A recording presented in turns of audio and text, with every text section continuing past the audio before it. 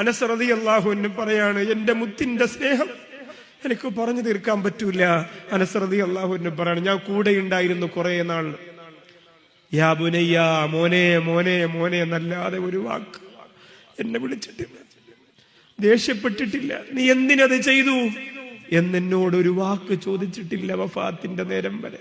അനസ് റളിയല്ലാഹു അൻഹു പറഞ്ഞു. നമ്മളാണെങ്കിലോ വണ്ടി ഓടിക്കുന്ന ഡ്രൈവർക്ക് ചീത്ത, വീട്ടിൽ ജോലി ചെയ്യാൻ വരുന്ന ചേച്ചിക്ക്, ആയക്ക്, അമ്മക്ക്, പെങ്ങക്ക്, സഹോദരിക്ക് ചീത്ത, ചെടിയിൽ വെള്ളമൊഴിക്കാത്തതിന് ചീത്ത, അല്ലേ?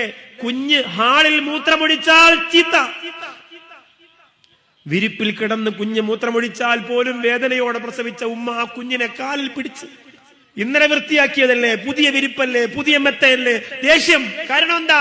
എവള് വലിയ ഉമ്മയല്ലേ, എവൻ വലിയ വാപ്പയല്ലേ. അതാണ്, ആ അഹങ്കാരമാണ് ഈ ദേഷ്യത്തിന് കാരണം. അതൊന്ന് ഒഴിവാക്കിയിട്ട് നിങ്ങളുടെ മയ്യത്തിനെ കുറിച്ച് ചിന്തിച്ച്, നിങ്ങളെ 3 കഷ്ണം തുണിപ്പൊഞ്ഞ് ഇവിടെ കിടത്തുമ്പോ ഒരു ദേഷ്യമില്ല, എല്ലാം കഴിഞ്ഞു, അടങ്ങി ഒതുങ്ങി. അങ്ങനെ ചിന്തിക്ക് നിങ്ങൾ. ലാ തഗ്ലബ്. ആ മനുഷ്യനോട് ആരംഭപ്പുവായ നബി മുഹമ്മദ് മുസ്തഫ സല്ലല്ലാഹു അലൈഹി വസല്ലമ തങ്ങൾ പറഞ്ഞു, കോപിക്കല്ല മോനെ, അതാണ് ഹുസ്നുൽ ഖുലുഖ്, അതാണ് സൽ സ്വഭാവം.